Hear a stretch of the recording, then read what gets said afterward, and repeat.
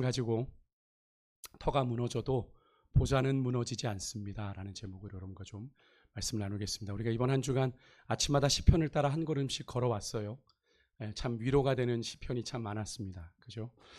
특히 어제와 오늘은 시편 9편, 원래는 한 편 같은 하나인 9편과 시편을 노래했는데 그 안에는 두 가지의 이야기가 있었죠. 하나님이 나의 요새가 되십니다라고 하는 승리의 노래가 전반부에 있었다면, 뒤쪽에 오늘 새벽에 묵상하신 시편에는 하나님 어찌하여 나를 덩그러니 두시고 숨으시나이까, 하나님 어찌하여 나를 외면하시나이까, 이렇게 탄식하는 그런 시편이었는데요.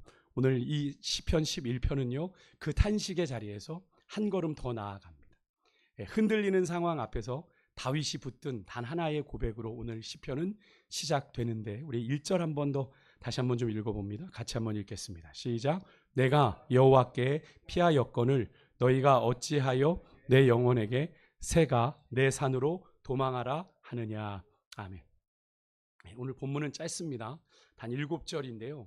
이 시 안에는, 이 짧은 시 안에는 위기 앞에 선 신앙인이 두 갈래의 길 앞에 서게 됨을 이야기합니다. 하나는 도망하라 하는 목소리하고 다른 하나는 피하였다라고 하는 고백인데, 여러분 오늘 주신 말씀을 따라 우리가 인생의 위기 앞에서 어느 자리에 서야 할지를 좀 돌아보는 그런 은혜가 있기를 소망합니다. 1절에 다윗은 누군가 다윗에게 말을 해요. 이런 말을 합니다. 새가 내 산으로 도망하라. 이 말은 좀 우리말로는 조금 이해가 잘 안 돼요. 그죠? 그런데 이게 뭘 의미하냐면, 새가 위험을 느끼면 본능적으로 날아가는 재주가 있으니까 높은 산으로 날아가 숨는 것처럼 너도 어서 피신해라, 그런 의미입니다. 현재 시인은 두 가지 어려움에 직면해 있어요. 다윗의 시니까 다윗이라고 좀 한정하면 조금은 우리에게가 좀 다른 느낌이 드니까 시인이란 표현을 좀 써본다면, 하나는 뒤에 2절에 악인들의 공격이 있어요. 다른 하나는 그의 편에 서 있는 듯한 주변 지인들의 조언입니다. 우리가 귀를 많이 기울이는 지인들의 조언이에요. 시인을 생각하는 걱정 어린 조언인 듯 보입니다만 사실은 실상 전혀 도움이 되지 않는 조언입니다. 지인들이 왜 이런 말을 했을까요? 가서 피해라, 도망가라, 이런 얘기를 했는데 2절이 그 이유를 설명해요. 2절을 보면 악인이 활을 당기고 화살을 시위에 먹였다, 쏠 준비를 했다라는 말이죠. 그 마음이 바른 자를, 왜 그렇게 했냐면 어두운 데서 쏘려고. 마음이 바른 자란 하나님을 향해 마음이 잘 정리되어 있는 그런 사람을 의미하죠. 그렇게 마음이 바른 자를 어두운 데서, 이렇게 안 보이는 곳에서 비겁하게 쏘려는 거예요. 여러분, 이렇게 악은요 우리에게 대놓고 다가오지 않습니다. 그죠? 은밀하게 계산되고 숨겨져 우리에게 다가오죠. 시인은 지금 이해할 수 없는 방식으로 공격을 받습니다. 어디에서 나를 노리고 있는지 알 수 없는 상황, 설명되지 않는 고통이 그의 믿음을 지금 송두리째 흔들어 놓고 있는 상황입니다. 우리는 당장 눈에 보이는 것으로 판단하려고 하지만 하나님은 보이지 않는 것까지 감찰하시는 분이시죠. 여러분, 그런데 여러분 어느 것이 더 확실하게 여러분의 눈에 보이십니까? 당장 내 눈으로 보는 거죠. 그죠? 당장 내 눈으로 보여지는 겁니다. 하지만 여러분, 하나님은 우리가 미처 보지 못하는 부분까지 감찰하시는 분인데, 여러분은요 그 실체가 드러나지 않는 우리를 향한 무수한 사단의 공격 앞에서 과연 여러분은 여전히 보이지 않는 하나님을 신뢰할 수 있으신가요? 참 쉽지 않은 질문입니다. 그죠? 여기서 우리의 신앙이 갈리는 거예요. 여기서 오늘 시인의 지인들이 시인에게 던지는 조언을 잘 보십시오. 새가 산으로 도망하듯 너 산으로 도망가라. 가장 합리적인 유혹입니다. 아주 빠르고요 현실적이고 생존에 아주 적절한 조언을 한 겁니다. 산은 안전하잖아요. 그죠? 높고 멀고 숨을 수 있는 곳이죠. 그런데 여러분 아십니까? 우리에게 신앙을 포기해라 하는 이 말도 대개 이렇게 들립니다. 현실적으로 생각해. 현실적으로 생각해. 사실 우리의 신앙의 문제는 산이 아니라 산을 하나님보다 먼저 찾는 마음입니다. 그죠? 하나님을 찾아야 되는데 현실적으로 당면한 문제가 있으니 자꾸 현실적인 방법들을 찾는 게 먼저가 되는 거죠. 우리가 하나님을 신앙해요. 우리 하나님을 믿는다고 해요. 하나님이 내 삶의 주인이라고 고백해요. 하나님이 내 삶을 다스리십니다라고 고백해요. 내 삶은 주님의 것이라고 고백해요. 그런데 당장 내 계산에 손해보지 않고 내 눈에 확실한 듯 보이는 현실적인 생각을 한다는 거예요. 주님이 어떻게 내게 말씀하실까? 주님이 내게 뭐라고 하실까가 아니라 당장 내가 현실적으로 손해보지 않는 선택을 먼저 한다는 거죠. 오늘 시인이 처한 상황은 실제로 위험했습니다. 원수는 이미 활 시위에 활을 놓았고 어둠 속에서 나를 지금 조준하고 있는 상황입니다. 그것도 정정당당하게 보이는 싸움이 아니라 보이지 않는 곳에서 몰래 나를 지금 쏘려고 하는 비겁한 공격을 준비하고 있죠. 그러기 때문에 여러분 주변 사람들의 조언처럼 지금 이 시인은요, 당장 내 눈앞에 보이는, 그래도 내가 당장 이룰 수 있는 저 산으로, 높은 산으로 도망하는 것이 가장 형식적인 선택일지도 모르겠습니다. 그죠? 그리고 3절에서 사람들은 더욱 절망해요. 예, 거기서 약간 마음이 흔들려 있는데 이렇게 더욱 절망적인 이야기를 합니다. 야, 시인아, 터가 무너지면 의인이 무엇을 하리? 터가 무너지면. 세번역 성경으로 보면 이렇습니다. 기초가 바닥부터 흔들리는 이 마당에 의인인들 무엇을 할 수 있겠는가? 삶이 지금 다 이렇게 흔들리는데 네 삶뿐 아니라 이 사회가 불법이 난무하고 불의가 득세하는데 네가 믿음을 지키는 게 무슨 의미가 있어? 라고 얘기하는 겁니다. 성도 여러분, 이 말이 얼마나 우리에게 무겁게 다가옵니까? 그죠? 터가 무너졌다. 여기가 터는 뭐 아시겠지만 집을 바치는 기초예요. 근데 더 정확한 의미는 한 사회를 지탱하는 정의와 질서를 의미합니다. 예, 한 사회를 질서 있게 움직여가는 정의와 질서를 가리키는데, 근데 지금 상황이 어떤 상황이냐면 어떤 붙잡을 기준도 지켜줄 법도 다 무너진 것 같은 때, 무법천지가 된 그때 사람들이 이렇게 말하는 거야. 야, 이런 상황에 무슨 믿음이 무슨 소용이야. 너도 약삭빠르게 살아야지. 현실 이런데 의롭게 산들 무슨 의미가 있어. 누가 알아줘? 그래서 여러분 이 구절을 현대어 성경으로 바꾸면 이렇게 번역을 하더라고요. 법과 질서가 무너지면 선한 사람인들 별 수 있나.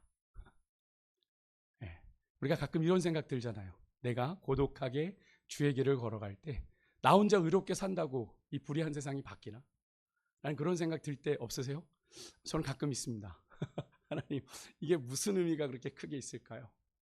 하나님, 이렇게 불법과 불의가 득세하는 이때에 하나님, 이렇게 내가 의의 길을 따라간다는 것이 하나님은 알아주시나요?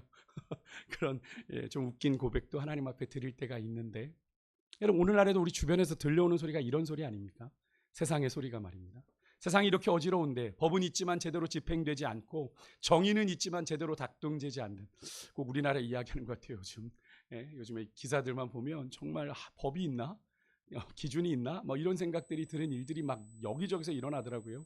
그런 가운데서 우리가 신앙을 지켜서 뭐 하겠나? 그냥 이런 현실에 맞춰 적당히 피해 살지. 없는 듯 있는 듯 살지. 라는 그런 말이에요. 이 이야기는 바로 이것이 여러분 위기가 우리 믿음의 사람들의 귀에 속삭이는 첫 번째 목소리입니다. 도망해라. 지금 당장 이건 모면해야지. 무슨 말입니까? 단순히 도망치란 말이 아니라 무슨 믿음이야? 현실적으로 생각해. 이런 세상에 믿음은 사치야. 라고 말하는 겁니다. 그래, 주목하십시오. 다윗은 그런 주변의 그 절망적인 소리 가운데 세상에 도망하라는 그럴듯한 말에 곧바로 이렇게 맞섭니다. 그의 대답이 정말 놀라운데 1절이죠. 나는 도망가지 않겠다. 나는 맞서 싸우겠다 말하는 게 아니라 대신에 이렇게 말합니다. 1절에 나는 이미 여호와께 피하였다. 나는 피하다. 여기서 피하다는 히브리어가 하사란 단어인데요. 새가 어미 날개 아래로 파고들듯 나는 안전한 주님의 품 안에 내가 몸을 숨겼다라는 의미입니다. 사람들은 저 산으로 도망가야 진짜 사는 길이야. 그렇지 않잖아요. 그죠? 우리가 세상을 살아보지만 그렇지 않아요. 잠시 내가 피하는 곳은 될지 모르지만 결국엔 우리가 더 무거운 실타래 아래로 빠져들어가게 되는 걸 경험하게 되죠. 하지만 다윗은 그런 잠깐의 그게 아니라 나는 이미 더 안전한 곳 여호와 하나님께로 피했다라고 이야기를 합니다. 여러분 시골 마당에 병아리들을 한번 떠올려 보십시오. 하늘에 매나 솔개가 나타나면 병아리들은 두 갈래로 나뉘어지죠. 어떤 병아리는 당장 그것에 겁에 질려서 사방으로 흩어져 달아납니다. 그런데 흩어져 혼자 달아난 병아리는 결국 어떻게 되죠? 매해 솔개의 먹이가 됩니다. 반면 어미닭이 꼬꼬꼬꼬 하면서 이렇게 부를 때 그 날개 밑으로 파고들어 숨은 병아리는 삽니다. 내가 아무리 사나워도 노려도 어미의 날개를 뚫고 들어올 수 없기 때문에 그런 거죠. 여러분 오늘 이 본문에 산으로 도망해라 라고 하는 이 주변 시인의 지인들의 이 말은요, 그렇게 흩어져 달아나는 길을 말하는 것이고요. 오늘 내가 여호와께 피했다라고 하는 이 시인 다윗의 고백은 내가 날개 밑으로 파고들어 들어갔다라는 말입니다. 실제로 이 다윗이 쓴 피하다라는 이 단어가 여러분 룻이 이방 여인이잖아요. 어머니 나오미를 따라 베들레헴으로 돌아왔을 때 누굴 만나죠? 보아스를 만나죠. 보아스가 룻에게 했던 이야기입니다. 네가 하나님의 날개 그늘 아래 2장 12절에 보면요. 보호를 받으러 왔다고 보아스가 말할 때 이 똑같은 단어가 쓰였어요. 하나님의 날개 아래 보호받는다라고 하는 게 피하다라는 의미인 거죠. 신약에 와서는 예수님께서도 예루살렘을 향해 암탉이 그 새끼를 날개 아래 모음같이 내가 내 자녀를 모으려 한 일이 몇 번이냐 이렇게 말씀을 탄식하셨던 장면이 나오거든요. 예, 하나님께 피한다는 건 바로 그 날개 밑으로 파고 들어오는 것입니다. 여러분 같은 위기 앞에서 두 사람의 피난처가 다릅니다. 한 사람은 쉬운 길 산으로 도망가고 한 사람은 하나님께로 피합니다. 어쩌면 세상의 관점으로 볼 때 하나님께로 피하는 건 어리석은 선택처럼 보이겠죠. 보이지 않으니까. 근데 여러분 산은 눈에 보이는 피난처이고 하나님은 눈에 보이지 않는 피난처이잖아요. 그러나 여러분 눈에 보이는 산은 얼마든지 눈에 보이기에 무너질 수 있어도 눈에 보이지 않는 하나님은 결코 무너지지 않으심을 여러분 믿으실 수 있기를 주 여러분을 축복합니다. 그래서 우리의 안전한 피난처가 되시는 거예요. 여러분 우리가 자주 요즘에 이 시편을 묵상하며 말씀드리게 되는데 여러분 우리의 삶이 흔들릴 때 우리가 어디로 달려가는가가 우리의 신앙의 현 주소입니다. 아무리 뭐 편안할 때 내가 예수님 잘 믿는 것처럼 뭐 교회 나오고 예배 드리고 뭐 봉사하고 해도 내가 정말 내 삶의 위기가 닥쳐왔을 때 내가 어디로 달려가느냐가 여러분 우리의 신앙을 증명해내는 거거든요. 여러분에게 두려움이 엄습할 때 제일 먼저 여러분이 차지치고 붙드는 것 여러분 무엇입니까? 사람입니까? 아니면 돈입니까? 아니면 나의 계획입니까? 아니면 여호와 하나님이십니까? 여러분이 인생의 어려움을 만났을 때, 여러분의 인생에 두려움이 엄습했을 때 여호와 하나님을 가장 먼저 찾고 붙드는 하나님의 사람들 되실 수 있기를 주 여러분을 축복합니다. 예전에 우리 신앙의 선배들이, 우리 여기 계신 권사님들이나 우리 부모님 세대들이 그랬잖아요. 그죠? 사실 요즘처럼 방법이 많지 않아서 인생에, 가정에 문제를 만나면 선택하신 방법이 저는 늘 그걸 들었던 것 같아요. 오늘 철야간다. 부모님들이 늘 철야가셨어요. 하나님 앞에 엎드리고 돌아오시는 거죠. 그래서 문제들이 많이 해결된 걸 솔직히 보았습니다. 이번에도 저희 사돈 어른 사모님이 이제 사돈이 계시는데 목사님이신데 사모님이 교모세포종으로 쓰러지셨어요. 그래가지고 이제 병원에서 가망이 없다. 근데 지금 하나님이 희한하게 호흡기도 떼고 다 살려주셔서 지금 일반 요양병원으로 옮겨 있는 상황인데요. 그 상황을 통해서 그 사모님이 쓰러지셨는데 그 목사님을 만지시는데 그 목사님이 이제 뭐 은퇴를 앞둔 목사님이신데 개혁측 목사님이신데 하나님을 되게 뜨겁게 만나고 계시더라고요. 하나님 앞에 이 사모님을 놓고 기도하고 무릎 꿇는데 하나님이 정말 자기가 답답할 때마다 하나님께 내려간다는 거예요. 제 예배실에 내려가서 하나님 앞에 운대요. 하나님 나 좀 살려달라고. 우리 아내 사모도 살려달라고. 그렇게 메어 달리면 하나님이 그렇게 병원의 문제든 어떤 문제들을 하나하나 해결해 주시는 걸 경험했다라고 얘기합니다. 가장 전통적인 방법이죠. 우리 부모님 세대가 인생의 위기를 만나고 문제를 만나고 답이 없는 순간들을 만났을 때 우리는 뭐 요즘 뭐 상담도 찾아가고 뭐 코칭도 가고 뭐 이렇게 가지만 아니라는 거죠. 그분들은 하나님 앞에 먼저 엎드렸다라고 하는 거죠. 여러분 우리의 인생 가운데 두려움이 엄습할 때 여러분 삶의 원리는 똑같지 않을까요? 믿음의 원리는 똑같을 겁니다. 사람에게 손 벌리기 전에 하나님 앞에 무릎 꿇어야 여러분 사람에게 무릎 꿇지 않습니다.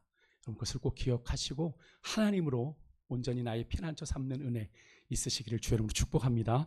3절에 사람들이 터가 무너지면이라고 그랬어요. 그죠? 터가 무너지면. 그런데 이어지는 4절에서 다윗은 눈을 들어 전혀 다른 것을 봐요.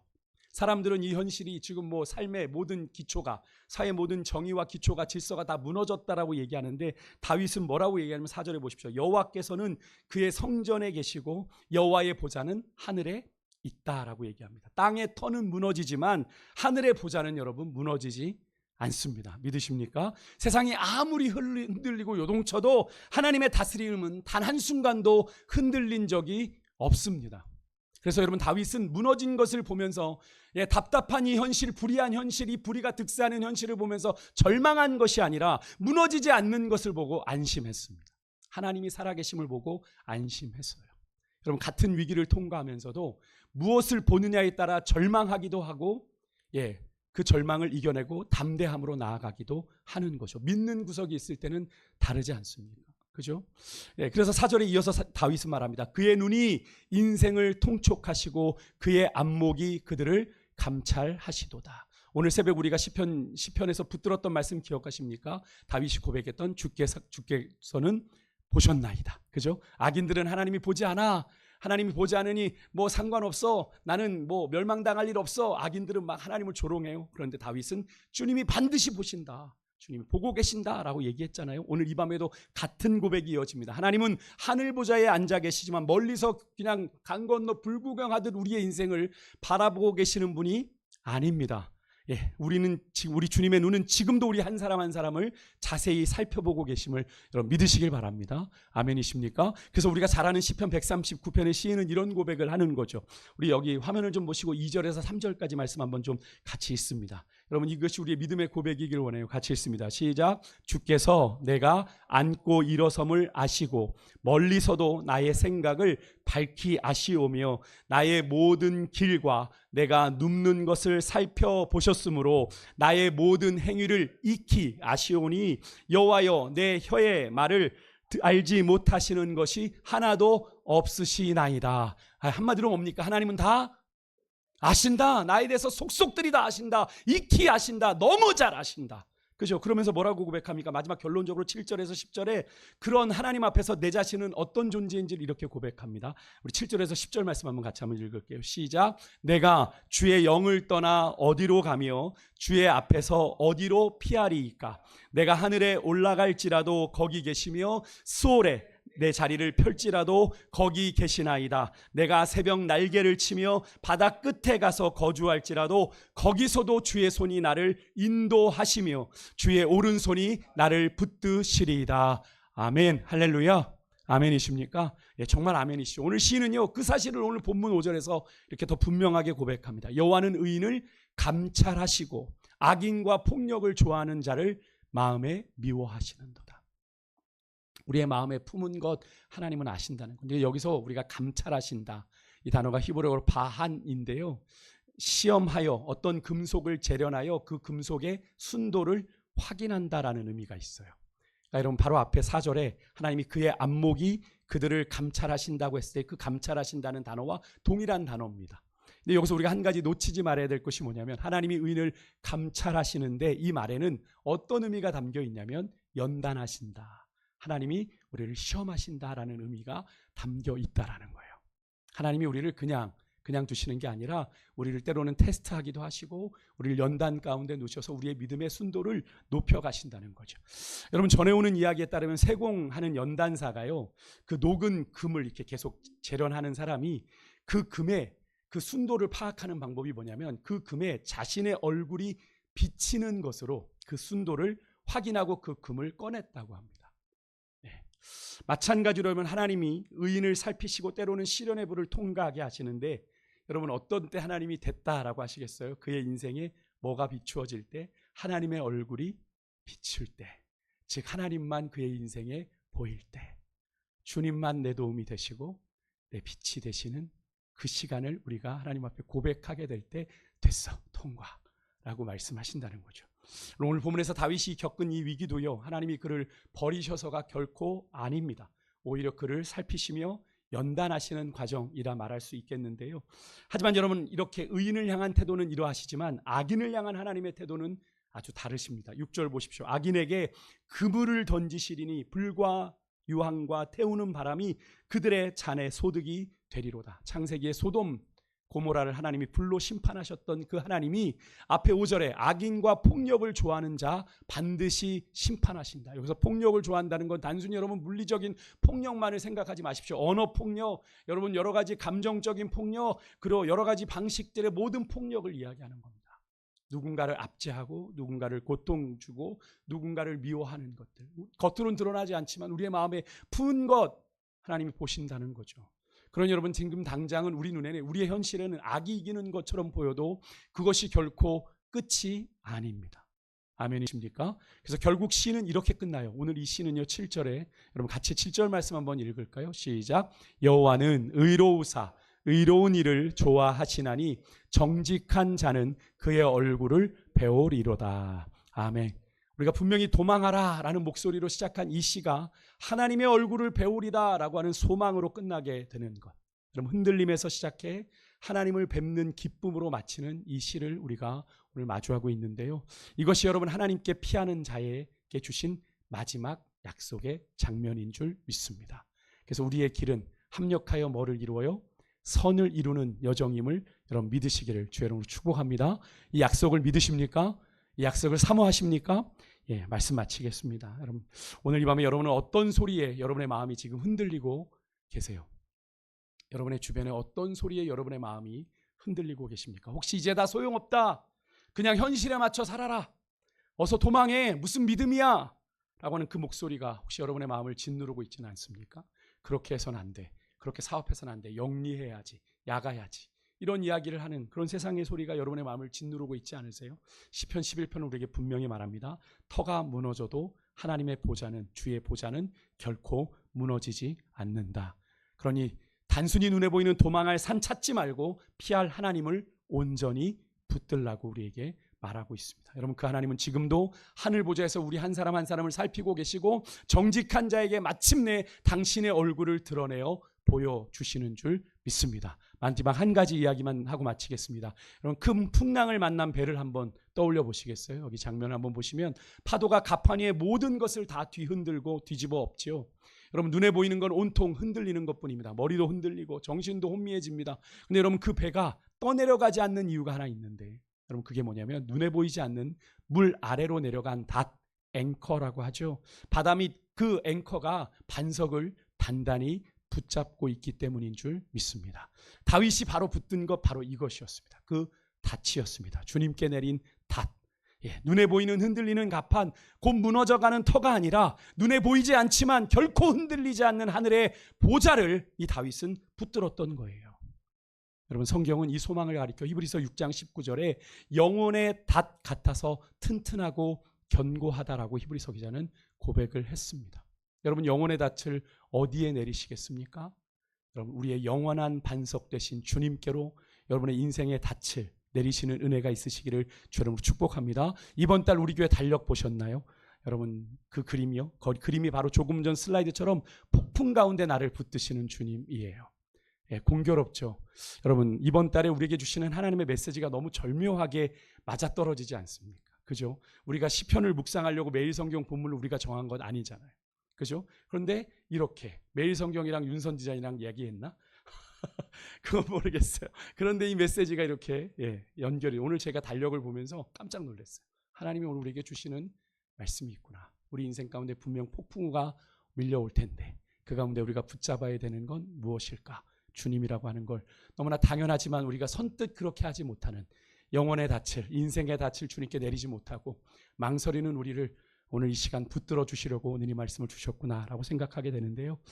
여러분, 오늘 이 시간에 그렇다면 우리가 해야 할 일은 분명하겠죠. 우리의 두려움을 안고 인생의 불안감을 갖고 세상의 방법 찾아 도망칠 것이 아니라 그 두려움을 안고 어디로 가야 될까요? 하나님께로 피하는 것인 줄 믿습니다. 그렇게 주님께 피함이 바로 기도인 거죠. 여러분, 기도가 뭡니까? 무너지지 않는 주의 보좌 앞으로 나아가 나를 숨기는 겁니다. 주님, 나를 주의 날개 그늘 아래 좀 숨겨주십시오. 하나님, 내가 필요합니다. 하나님의 안식이, 하나님의 위로가 필요합니다. 그것이 여러분 기도예요. 내가 기도가 뭔가 하나님께 하겠습니다 막 이렇게 얘기해야 되는 것이 아니라 하나님, 내가 피할 곳은 주님의 품입니다 라고 고백하는 거죠. 흔들리는 세상 한복판에서 흔들리지 않는 하나님을 닷처럼, 내 인생의 닷처럼 붙드는 일이에요. 그게 기도입니다. 주여, 나를 붙들어 주소서, 나로 넘어지지 않게 하여 주소서. 여러분, 병아리가 어미 날개 밑으로 파고들듯 다윗은요, 내가 여호와께 피하였거늘 이라고 고백했어요. 여러분, 오늘도 이 저녁 우리의 두려움과 흔들림을 주님 앞에 온전히 내려놓을 수 있기를 주의 이름으로 축복합니다. 무너진 터를, 여러분의 아버지, 무너지고 답답한 이 세상을 바라보고 절망하는 대신에, 하나님 길이 보이지 않는 우리 인생을 놓고 절망하는 대신에 하늘 보좌 계신 하나님을 우리의 피난처요 닻으로 삼는 그런 은혜가 있으시기를 주의 이름으로 축복합니다. 여러분, 이제 각자의 흔들리는 마음을 다른 곳으로 놓지 말고 감당하기 그 버거운 짐을 하늘 보좌에 계신 우리 하나님께 올려드리며 함께 기도하는 자리로 우리 나아가도록 하겠습니다.